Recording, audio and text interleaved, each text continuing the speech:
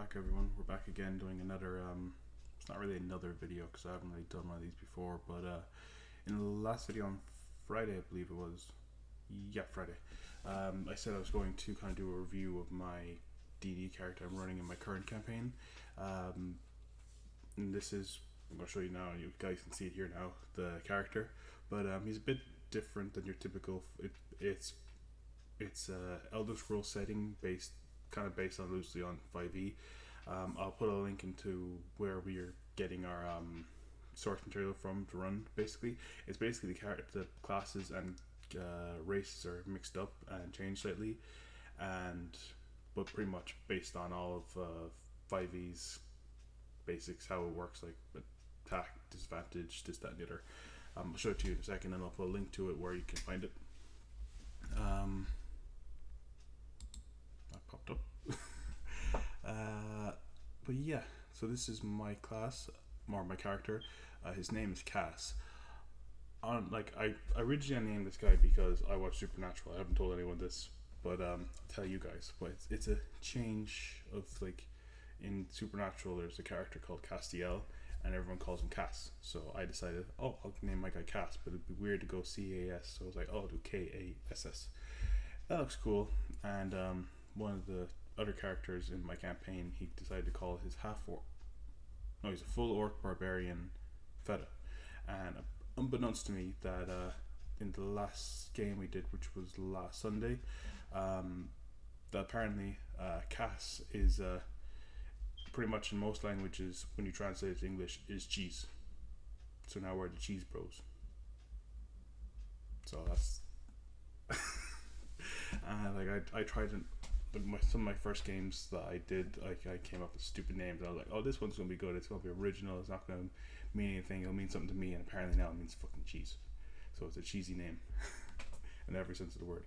But yeah, my character Cass, he's a 4th level spell sword, and a spell sword is basically the Tamriel version of is it Tamriel? Yeah, Tamriel's, or the Elder Scrolls settings version of a Witchblade. Not Witchblade, that's the class in there one. A Hexblade Warlock, and they're pretty much the exact same in terms of how everything stacks and all the abilities. The only difference is that a Hexblade in 5e's casting or spell caster, whatever it is, attribute is charisma, and in the Elder Scrolls one, it's wisdom, which is strange. So as you can see, my wisdom stats are quite high. We ended up using what do you call it? The dice roller in Roll20, and I rolled pretty decently enough. 16, 12, 18, 11, 18, and 11.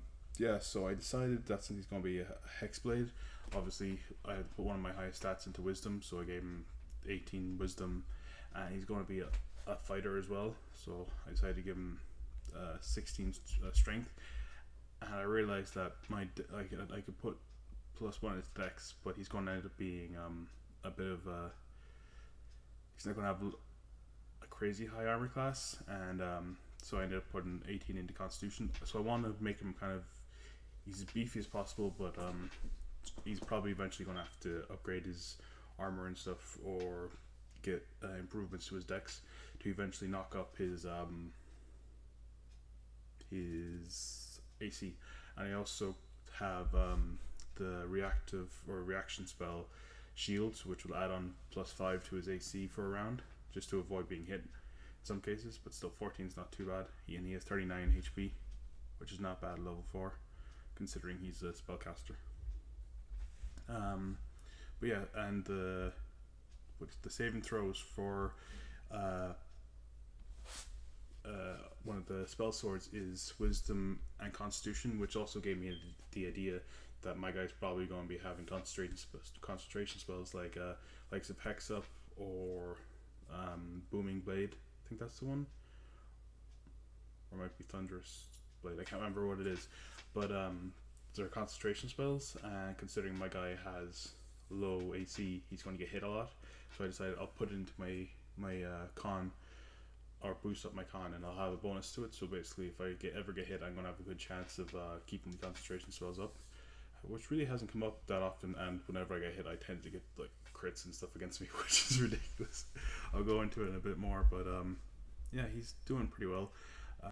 Okay, but my guy's a Nord, and pretty much like I chose to be a Nord because it's the most human option out of the lot, and everyone else was a different race. Like there's I think there's about seven or eight of us, and everyone else is a different race. That we have two Khajiit, an Argonian, a Drow elf, an orc, a Breton, and I was like, someone else has to be at least a humanoid race or something, or a human based race like likes of a Nord, Imperial or whatever, or Redguard. And I was like, I'll be Nord, or I ended up going for Nord because I could have gone Imperial and got bonuses to different stats and stuff like to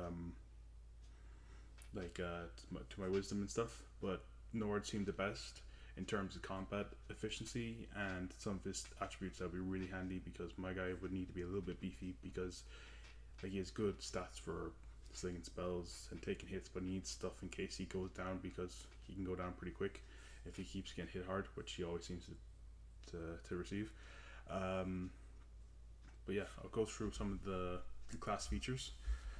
At first level, you can perform a ritual, basically like for a hexblade, where you perform a ritual over a weapon that can become your bonded weapon, so you can summon it.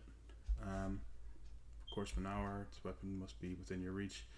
Once you've bonded yourself to a weapon, you can't be disarmed with that weapon, so it's really handy. Like, so if anyone tries to aim for your person's hand to knock it out or use a spell or anything, I can't be disarmed, which is really handy. The only way you can be disarmed is if you're incapacitated or killed, basically. So either way, you're kind of screwed. If it is on the same plane of existence, you can summon the weapon as a bonus action on your turn. It's always in that pocket dimension, I find, so you're pretty much grand. Well, that's with the weapon bond anyways. I eventually branched off. There was another couple of paths you could have gone, which fell into more the standard warlocks, and then the Xanathar's Guide to Hexblade stuff, and the other variant I can't remember, was it Path of Change or something. Bonded weapon, but you can summon only one at a time as your bonus action, so eventually you can get a second one. But I think with Hexblade you can only have one Hexblade weapon, then you can have a second weapon focus. But yeah, and then as with my class, I can cast spells. Part of my background, because I selected the Urchin background, you know, the city secret patterns and flow of cities. Basically, you're able to walk through city, as long as you're not in combat, travel through a city twice as fast. So it's kind of handy if you need to get from A to B as fast as possible. And say like it's going to take you 20 minutes to get there. If my guy leads the way, take you 10. So kind of handy. And then this Tower Key and Tower Warden, there is the 12, I can't remember, star signs in like the Skyrim and Oblivion, those games where you can select something and it gives you a bonus. There's a few different ones I could have selected. Some like would have been somewhat decent. I decided to end up going for the tower one. It seemed very handy and very possible in the way the game was setting. As an action, you can cast a knock spell without extending magicka, which is their way of running spell slots and whatnot.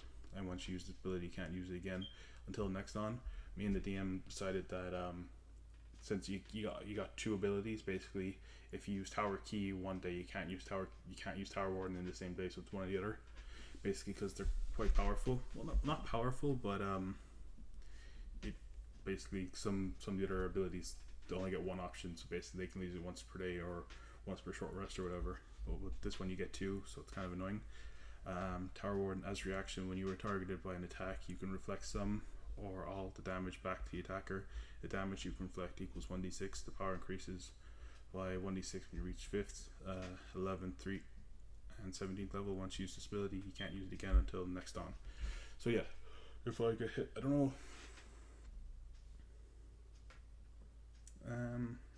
Yeah, so if you take damage, I can reflect it back to them. It doesn't say that you kind of give them back the damage, so like reduces yours. So basically, if you take it, you go bang back at you. I don't know, like a mirror effect, I guess. And I'll leave those open anyways. And at Morn is one of the racial abilities of Nords. Basically, damage resistance to cold damage, which is handy. We haven't come so far up against anything that could deliver cold damage, but it's handy. And it's weird. The Nord is the closest to one of the closest to the half orcs, I think, from 5e, just with the enduring ability. Once per long rest, when you drop to 0 HP, you can instead drop to 1, which is really handy because I almost had to use the last session. But yeah, they seem to be one of the closest to the half orcs in the game, which is ironic because half orcs have, I can't remember what it's called. Basically, they have a similar feat. Once they drop, they can instead drop to 1 HP, which would stack really well with barbarian class. Once you get to, was it 7th or 8th level? I can't remember which. It's either 7th or 10th, I think. And basically, once you hit 0, you can instead decide to roll on your Constitution table and see if you can rise back up. Then Battle Cry, which is handy. I've used it once before. I think in the first session it was pretty handy. Battle Cry as an action, roar, forcing up to 5 targets within a 20-foot sphere to make a Wisdom saving throw. DC 10 plus proficiency bonus, or become frightened of you for 2 rounds. Yeah, it's handy enough. Like if you're getting swarmed and you have enough allies alongside you, and you could use I think you can use a cantrip as a bonus action, or some cantrips anyways, as a bonus action, and use that as your action or something like that. But yeah, it seems pretty handy. And for them to become frightened for 2 rounds, and then if they were to disengage, or I don't know if it'd be disengaged, but run away or move away, possibly inciting attacks of opportunity from my teammates or whatever. And then one of the best abilities I think this class has is imbue magic into the weapon. Oh, it's so good, and it lasts for so long. You choose to learn 1 elemental imbuement listed below. As a bonus action, you infuse a single weapon with the magical energy of a known elemental imbuement for up to 8 hours. While active, attacks with this weapon deal an additional 1d4 damage. Once you hit the damage dealt, the damage dealt increases as you receive. I thought it would have said which levels, but that's in the actual spell class. I can show that to you guys in a few minutes how it increases. But at level 1, you can activate this spell and imbue your sword with, I think it has to be a sword. Yeah, it has to be a sword. At least with the Witchblade one it does. Imbue your weapon with elemental damage, and you have the option of flame, ice, storm, and venom, and then you have an arcane imbuement. Those ones you don't receive until, so basically necrotic damage, psychic damage, radiant damage, and force damage. But yeah, so once you're at level 1, you get the option to select a elemental imbuement, and then at 6th level you learn another one, and at 11th level you can choose an arcane imbuement, which is one of the necrotic damage, psychic damage, something that's going to be more beneficial around that level, because eventually you're going to start coming up against enemies that are going to have resistances to the base kind of damage types. But so far it's been very handy, because you have a longsword that does 1d8 and add on elemental fire damage, and if you come up against a patrol or something, you're doing a bit more damage to it. So it kind of gives you more props to go about, and especially if you're going to use a hex or something, you're going to end up stacking up all your damage altogether, which is very handy. Yeah, that's handy. And then if you decide to go for the Hexblade variant, which is this, what's it called? Spell sword? I forget the Witchblade. But yeah, at level 3, once you can choose your racial or your class archetype, there's Witchblade, a Book of Tomes, Spell Sword, and something else. If you end up going for Witchblade, when you're choosing that selection, you get to select a arcane imbuement for your weapon, which means you basically get to add on an additional thing. If I can go back to it. Yeah, so once you get to level 3, you then technically have 2 imbuements, so I can activate it as a fire weapon or as necrotic. I sometimes usually go for fire because it's very handy because my guy's a Nord, so he has standard vision. He doesn't have low light or dark vision. So I sometimes end up using the sword as a torch because you can activate the imbue magic as a bonus action, and it lasts for 8 hours, which is ridiculous. So the only problem is that if you get knocked unconscious, I think it disappears, so or it fades, or if you sheath your weapon, that it also makes it go away. So you kind of have to leave it out. So if you're going into a battle and you know like you're gonna have to have another fight in 5 minutes, you might as well leave the sword out. But it's very handy because you can dismiss the weapon and send it back to your pocket dimension, which, however that works, and then resummon it. But it'll become out as a standard weapon rather than having the flame or necrotic imbuement to it. And then Mystic Path, that's basically your class archetype. From selecting that one, you get one at third level, 6th, 14th, and 20th. Mystic Binding, when you choose this path at the 3rd level, you discover an esoteric arcane art that allows you to master an ethereal weapon called the Witchblade. As a bonus action, you can summon this weapon in your empty hand. You can choose the form that this melee weapon takes each time you create it. Choose any weapon from the long blade or short blade weapon class you are proficient with it. Your Witchblade disappears if it is more than 5 feet away from you. So if you ever get disarmed, and then you can just transform one magic weapon into your Witchblade by performing a special ritual while you hold the weapon. You can perform the ritual over the course of 1 hour, which can be done during a short rest. So it's pretty much the standard Hexblade variant, and you just miss it into your pocket dimension, or as in this case, a Realm of Oblivion, but pocket dimension sounds center. You can't affect an artifact or sentient weapon, so basically an overpowered like ancient weapon, something that's like, I don't know, what would be a good one? Craven Edge from Critical Role, or the one that was the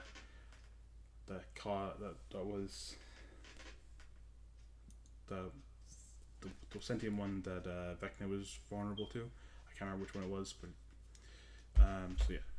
When you gain the following benefits, you learn the Mystic Arcane Imbuement, basically, so you get to select one of the 4. When the Witchblade is 4, it gains the benefits of your weapon bond feature, so you can't be disarmed or anything. This is one of the things I haven't used it yet, but if you can throw your Witchblade, you can choose to teleport to wherever your blade impacts. So basically, at the moment I don't think it's weapon or tavern brawler feat. Basically, so you're proficient with improvised weapons.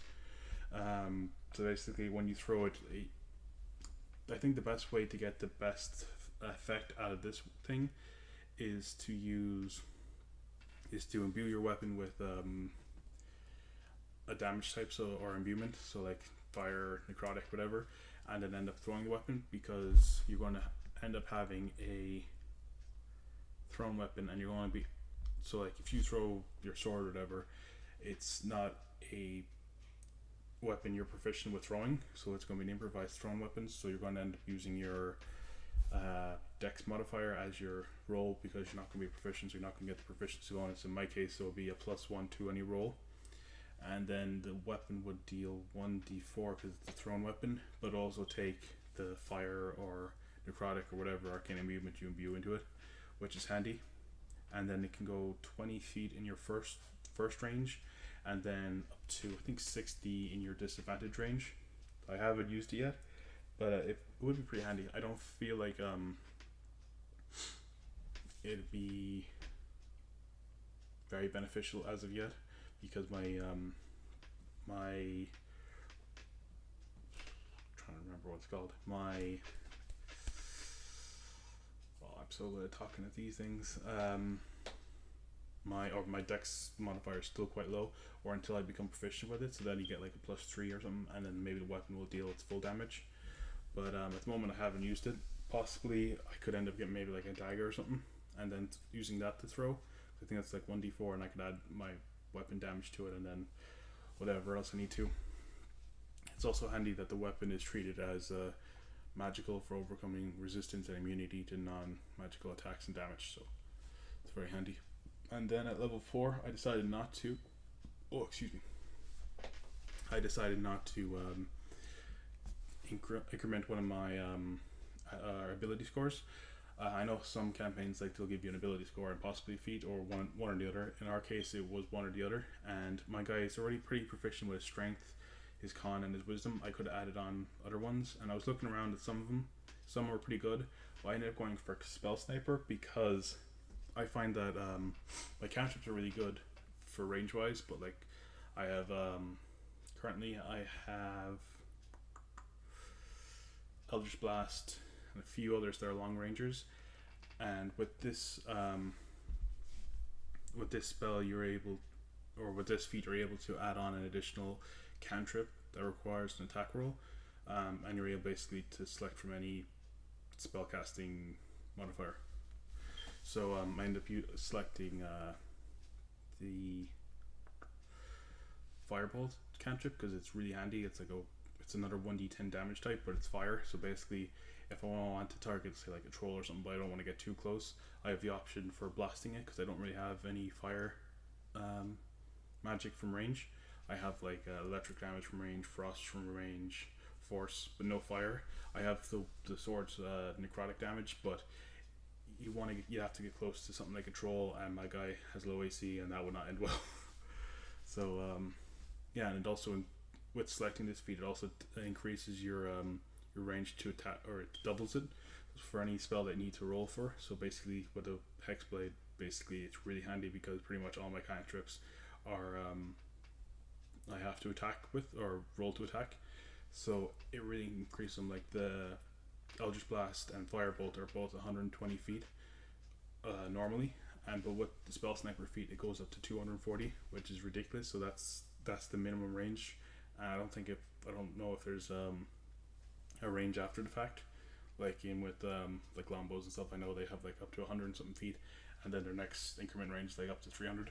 So if there's any range after that, it would be like at disadvantage. But like I can imagine it being like 600 feet if within range is up to 240. And then it also really helped out some of my actual first level spells, because I just have like I have 5 first level spells, I think. Oh yeah, and also they ignore half cover and 3/4 cover, which is really handy. So basically, if anyone's hiding behind a rock and I can just barely see them, I can still blast them and it'll take nearly full damage, which is handy. So it's pretty much that other ranged feat that I can't remember the name of at the moment. Sharpshooter. So that would be an interesting combo to increment with this. I don't know, but yeah, so that's handy. And basically, it also, as I was saying, it helped improve some of my level 1 spells, because I'd like the Witch Bolt. There's another one I can't remember the name of, but basically, Witch Bolt has a range of 30 feet, and it basically lasts for up to a minute as long as you keep the spell active. But you have to get up to an enemy, cast it within 30 feet, and if they start moving away, you have to follow them and then recast this, or continuing to cast the spell as long as there's in range of 30 feet. So and you have to roll to attack initially, but once you kind of hit it, it's kind of like a magnetism thing. I would assume that their charge and the bolt is just going to continuously keep going to the charged person and within range of them, as long as they're in cover. But with Spell Sniper, the spell ignores half cover and 3/4 cover, which makes it really good. So like it completely ignores that if they're trying to hide away from the spell. But yeah, I'm trying to remember what else it can do. Oh yeah, so if it's up to 30 feet, then it increases it to 60, which is very handy for the spell. So I can stay away at a distance, and if they begin to move, I can follow, and I'm at a safe enough distance that if they want to come and attack me, I can then retreat a bit and still be within range. And the only way they can really get me is from excuse me, from ranged attacks like the longbow, crossbow, or another spellcaster or something. But yeah, it's very handy. I think that's most of my feats and stuff. So you can see my current hit points is 39. My abilities are pretty good. Acrobatics is low. Animal handling is pretty high. My athletics are good. Insight's good. Medicine. I don't know why I selected medicine. I don't know why. Probably should not chose that in hindsight. but because I've never really used it at this point. Who knows? Who knows what the future will hold with cast as a character, and you might be able to select it a bit more. Sleight of hand and stealth. I was able to select those from the urchin background, I believe. And then here's a few of my swords abilities, which this I think I have it set up basically. I don't know if you guys have ever used this, but basically it's your long sword, and you have your strength plus your proficiency modifier, range of 5 feet, 1d8 damage plus strength, and then as I've gone up in my spell sword levels, the damage type for the second attribute damage has increased. So basically it's gone up to a 1d6, and then I just have like basically usually whenever I summon the sword, and then on the next round I'm going to activate the flame. So I just leave this on, so basically I don't have to keep tapping which one I want to do. But yeah, so I have, it usually adds on the flame or necrotic. Hand crossbow, eldritch blast, so it's like 1d10 force damage, frostbite, which is a very handy spell. I haven't really used that much because we've gone up against a few hardy foes, and I have to be within 60 feet for it, and more than likely they're going to fail, or I'm not going to get it off, because I find I tend to be lower down the initiative order, and we have 2 rogues and they basically just murder everyone. Witch bolt plus 6. The hex damage is really handy. I have hex as a spell, and then you just decide which abilities check do you want them to be added. So I usually, depending on obviously the characters, like if we're going up against a troll or something, it's a big strong guy, I'll do strength. If I'm going up against something that's really quick, I'll do dex, you know, or if they're really wizardy, intelligence or something. And then my thrown longsword, this is what I was talking about before, that basically the damage type is 1d4, ranges 20 feet and 60 feet, and then I have it slashing, but I don't know if it's slashing or piercing. Maybe piercing because you're throwing it at them, but I was always assuming that if it's going to slice against them or something. But yeah, I don't think it really matters, unless if the DM decides, and I'll just change it then, obviously. And then this is Thunderous Smite. The spell list for, I'll actually show you. Spell list is all over the place. Like there's some, I can get some, like I have healing spells in this, which doesn't, because there's no real like clerics, which is strange, I know, but it kind of makes sense because there's no real clerics in the 5e game, or not 5e, Elder Scroll games. There's like, you have like kind of like your pseudo paladins that are kind of like your holy champions and whatnot, and then spell swords, wizards, or mages in this case. Excuse me. But yeah, I pretty much have all the standard kind of attacks that and spells that you would have in for Hexblade, but then you have the likes of where is it? Like Searing Smite, Thunder Smite. Those would be more either paladin or cleric based spells, but they ended up being in this spell list. And then also I have Shield.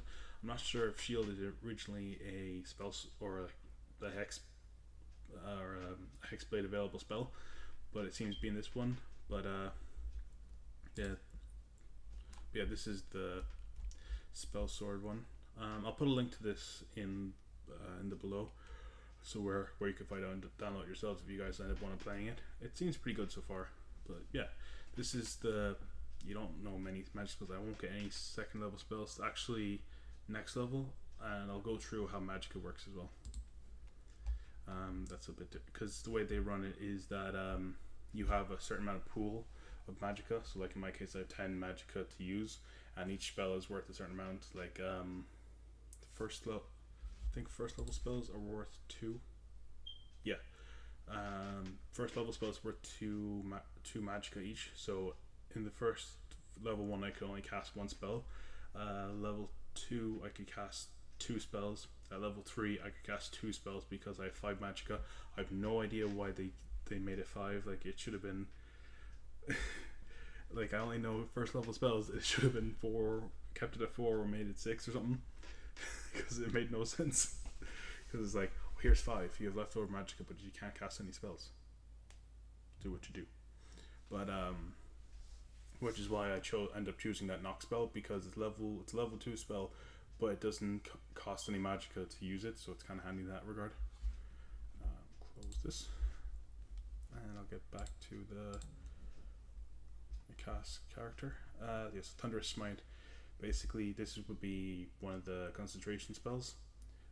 So it's just it's not a spell attack, but basically you cast it, and I don't know if you select the monster you want to cast it on when you're attacking, or if you attach it to kind of like your blade, but make a concentration check or it's a concentration check to keep it on, and basically the first attack that hits, you deal 2d6 thunder damage to them, and on a fail the target gets moved away 10 feet on a strength saving throw. So it's like DC 14, I think, for me anyways. I think my proficiency is still 2, so it's still 14, but yeah, it's pretty handy. And I like to combo it in with because this is a bonus action to cast this, and then I can get in close and use the spell. Where is it? Booming Blade. Basically, you cast this as a spell, and you make a weapon attack with your attack. Obviously, it's only a cantrip, so it's kind of handy.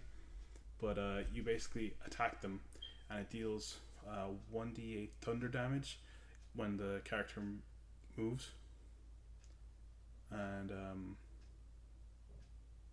I just saw that saving throw. But that's just one of their automatic fillers. I thought for a second, I don't remember that thing being in there.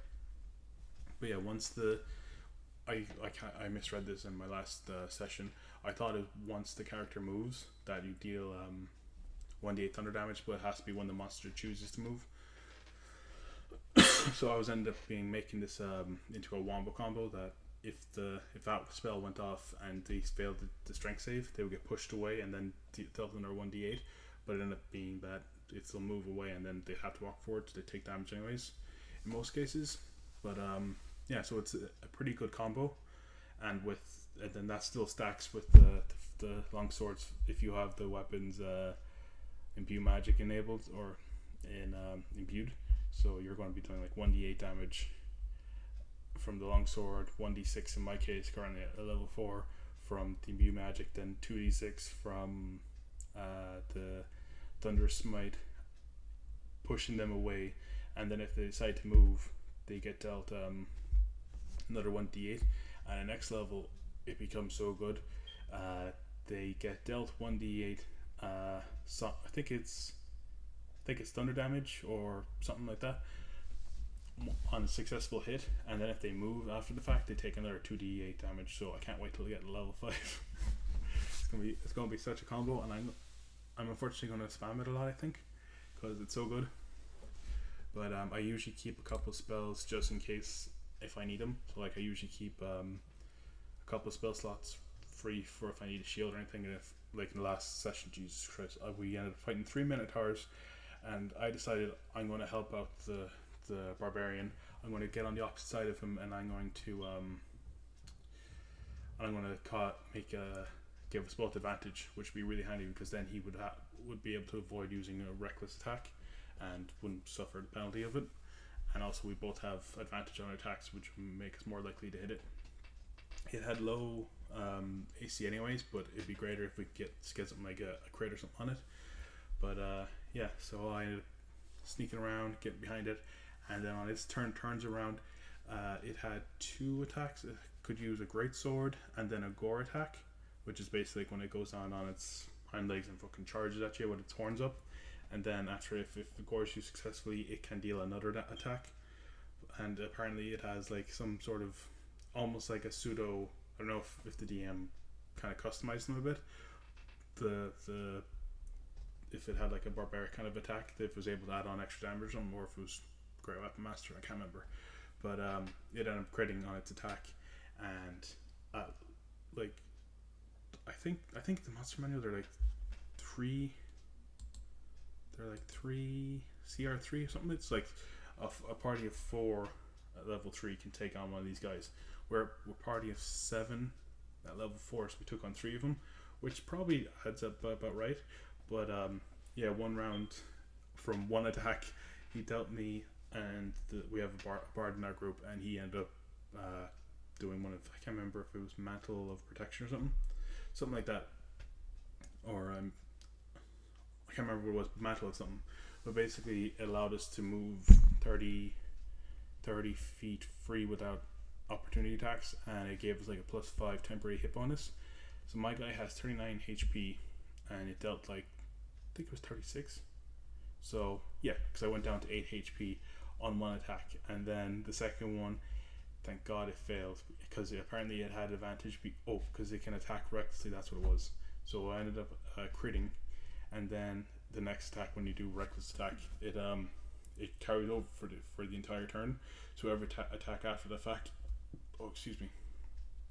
has advantage, and it rolled a natural one, and I think it was like a 4, but its add-on was like something like 6 or 7, so it was still pretty close. If it was anywhere near that 14, I was knocking up shields straight away. But yeah, thank God it didn't, because if it gored me, it probably would have killed me, and then it would have gotten another attack after the fact from pushing me back and then slamming me on the ground, dealing more damage. But thankfully, if I did get hit again, I had a shield if I could block it, and I had the, the enduring ability from being ignored, so basically just pop back up and then try to take it on the next turn, or retreat straight away, although I'd probably take like 6 attacks off it for some unknown reason. But yeah, Jesus, it wasn't a good idea to go with the Barbarian in that case. So I'll stay from range for most attacks for the future. But yeah, we fought a few good enemies, just for a broad spectrum like kind of fights. We fought a few bandits, 2 trolls, 3 centaurs, or not 3 centaurs, minotaurs, or minotaurs, as we were calling them in the session. And I think, was that it? And there was some, I forget what they're called, the kind of the demon spawn things. Daedra. Fought some Daedras in the first session, because we ended up starting in the Plains of Oblivion. Actually, the entire campaign is based just after the Oblivion Crisis, just at the end where Miriam's Dagon fights the dragon form of Akatosh right at the end. I've never actually played it, so I don't really know how it ends, so I'm just kind of basing off what people have told me. I played Skyrim, so take what you can get. But yeah, the character's pretty good. I can go through some of the spells that I have available, like I have Eldritch Blast, Frostbite, Booming Blade, Firebolt, Cure Wounds, which is handy, Shield, which is very handy, Witch Bolt, Hex, and Thunderous Smite, and then the Knock, which is part of the Tower Key. And then some of the bio and stuff, which is like kind of like Witchblade. Basically, what's written up in that little PDF that is available, and I'll put that in the description below. And basically the kind of thing that came up for my character, the little kind of script that came up, how he got the weapon in the first place, this, that, and the other. And I kind of made him a Hexblade, so I wanted to give him a patron originally, and then we decided we're going to go with these rules, but kind of kept this game same storyline because it's a similar thing. But I'll save. Sure, I'll tell you guys anyways. I decided originally that since he's going to be a Hexblade, that basically he had to get power from somewhere, and rather than trying to figure out if it was going to be from God or an otherworldly patron, I ended up deciding to get it from one of the 9 princes, 9 Prince Daedras, or whatever it is. But I ended up choosing Nocturnal. I know technically, according to my friend, that it's not one of the standard kind of characters that would give you that ability or whatever, but yeah, I ended up choosing Nocturnal because I like the what are they called, Nightingales in Skyrim, and I thought they were really cool and stuff. So I was like, I'll see if I can somehow get the character to somehow get along that storyline, not that storyline, but kind of like become a Nightingale or something, or become some of its representative. But the character itself, I feel, would really suit how the Hexblade works with her kind of thing, even though technically she doesn't really have any. I don't know if it's patron or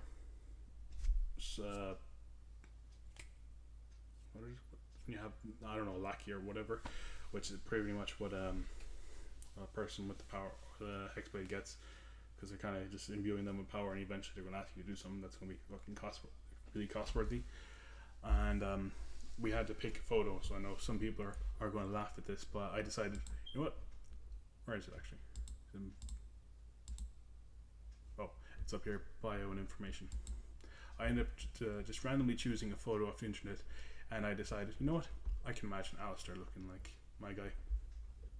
So, Alistair is Cat from here on forever. But yeah, that's kind of my character breakdown, and as you can see, we have inspiration. I think I've had this from the first session. I still haven't used it yet.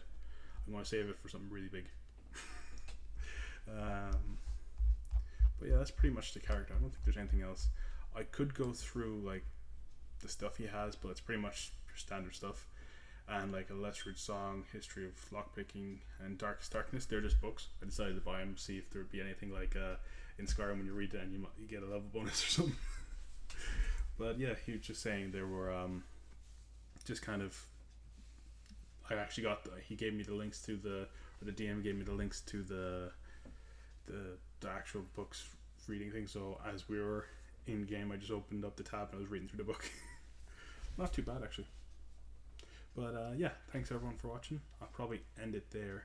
So yeah, thanks everyone for watching. I hope you enjoyed. Please like and subscribe, and I'll see you guys next time. Bye.